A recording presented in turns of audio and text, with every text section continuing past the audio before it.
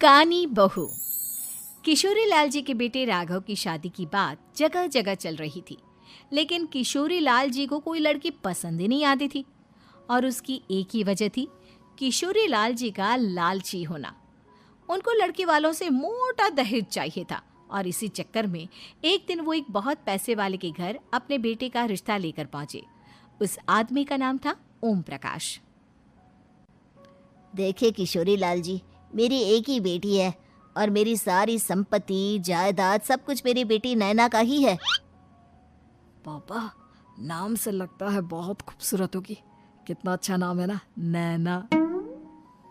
ओ, वैसे बात तो सही है आपकी।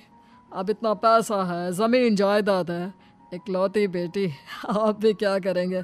सब कुछ उसे ही देंगे ना। बिल्कुल ठीक पहचाना आपने। बस बेटी की शादी और सारी जायदाद उसके नाम। पापा, बिना देखे हाँ कर दीजिए ना।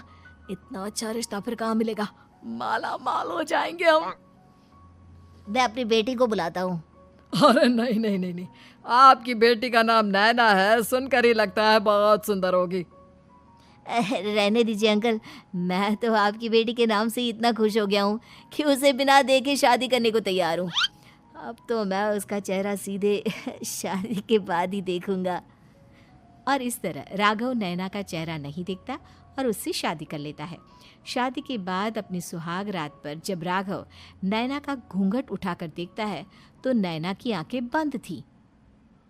कितनी खूबसूरत हो तुम नैना, जरा अपनी आंखें खोलकर मेरी तरफ देखो तो सही। नहीं, मुझे शर्म आती है। अरे, मैंने तुम्हें शादी से पहले भी नहीं देखा, और अब अगर तुम आंखें खोलकर मुझे देखोगी भी नहीं तो मुझे अच्छा कैसे लगेगा? इससे पहले कि नैना अपनी आंखें खोलकर राघव की तरफ देखती, अचानक से लाइट चली गई और राघव नैना को पूरी तरह से देख भी नहीं पाया। अगली सुबह नैना राघव के लिए नाश्ता बनाकर लेकर आई। अरे ये क्या, आधा पराठा सीका हुआ है और आधा बिल्कुल कच्चा। ये तुमने क्या किया नैना? बहू, तुमने क्या आधा पराठा तवे से नीचे लटका कर रखा था, जो आधा सिका है और आधा कच्चा? मुझे जितना दिखेगा उतना ही तो सीखूंगी ना पापा जी। जहाँ जहाँ मुझे नजर आ रहा था वहाँ मैंने सीख लिया, जहाँ जहाँ नहीं दिखा वहाँ कच्चा रह गया होगा। इसका क्या मतलब है? ये कैसा मजाक कर रही है तुम? अरे बहू, तुमने इतना लंबा घूंघट क्यों लगाया हुआ है? देखो, हमारे घर में बहुओं को बेटी की तरह रखा जाता है, और फिर तुम तो इतना सारा माल लेकर आई हो। देखो, ये घूंघट डालकर रखने की कोई ज़रूरत नहीं है। हाँ नैना, पापा जी ठीक कह रहे हैं, तुम तो आराम से रहो, अपना ही घर समझो। नैना अचानक से अपना घूंघट उठा लेती है। अरे ये क्या पापा, नैना की तो एक आंख फूटी हुई है। नाम से नैना, लेकिन ये तो कानी बहू निकली। मेरे साथ धोखा हुआ है, धोखा। बिना दिखाए अपनी कानी लड़की मेरे संग ब्याह दी।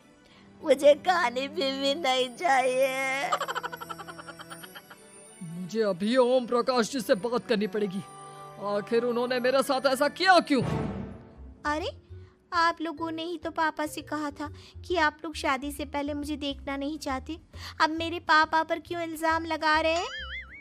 अरे लेकिन उन्हें बताना तो चाहिए था ना कि तुम कानी हो, एक आंख से तुम्हें दिखाई नहीं देता। किशोरी लाल और राघव नाराज होकर ओम प्रकाश को अपने घर बुलाते हैं। पापा जी, ये आपने क्या किया? शादी से पहले बताया क्यों नहीं कि नैना की आंखों में परेशानी है? अरे, आप ही ने तो लड़की देखने से मना कर दिया था। अरे लेकिन आप बता तो सकते थे। आपको तो हमारी बेटी की प्रॉपर्टी चाहिए थी, वो भी पूरी की पूरी। अब क्या हुआ अगर उसे आधा दिखाई देता है? प्रॉपर्टी तो आपको पूरी मिल गई ना। अरे ये क्या बात हुई? मेरी शादी प्रॉपर्टी से नहीं, आपकी बेटी से हुई है। अब ये तो पहले सोचना चाहिए था, तब तो मेरी प्रॉपर्टी देखकर तुम्हारी जुबान लप लपा रही थी। लेकिन मैं कानी लड़की को अपनी बीवी बनाकर नहीं रख सकता। पापा, कुछ करिए ना आप। हाँ, करता हूँ। देखिए ओम प्रकाश जी, आप हमारे साथ ऐसा नहीं कर सकते।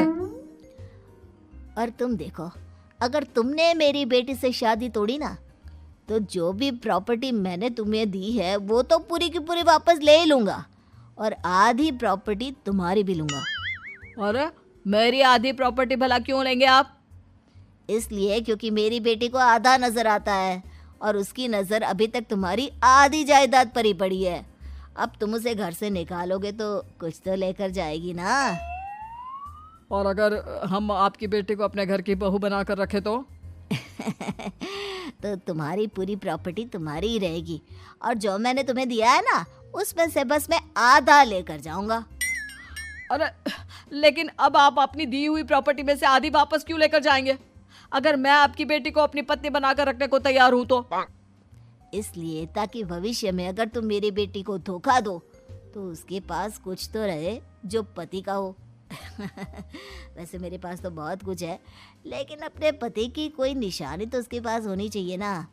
अब अगर तुमने मेरी बेटी को कानी कहा तो तुम्हें प्रॉपर्टी भी कानी ही मिलेगी, पूरी नहीं। जमाए राजा।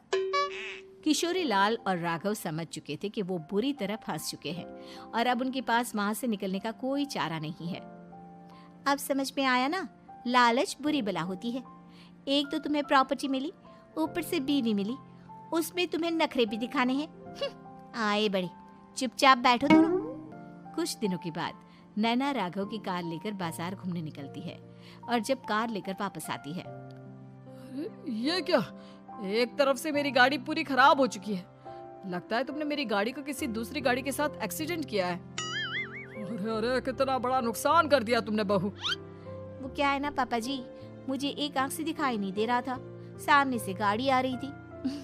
मुझे तो सिर्फ आधा ही दिखाई दिया और वो गाड़ी मेरी कार से रगड़ते हुए निकल गई। अब मैं क्या करूं बताओ? आप इसे ठीक कराने के पैसे कौन देगा? तुम्हारे पापा। तुमने मुझसे इस तरह से बात की? अभी रुको। नैना राघव की शिकायत ओम प्रकाश को कर देती है।